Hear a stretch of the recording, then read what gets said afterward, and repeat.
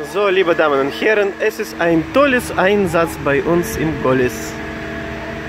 2 Feuerwehrmaschinen und jetzt die Rettungskräfte retten diese Decke.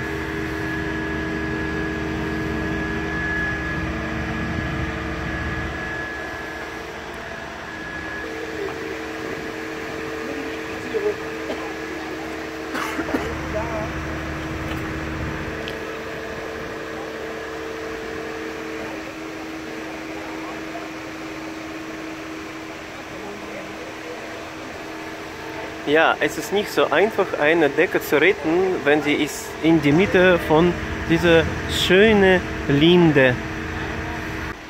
Obwohl, das ist keine Decke, das ist ein größerer Regenschirm, welcher natürlich kann runterfallen. Aber die Feuerleute haben das geschafft.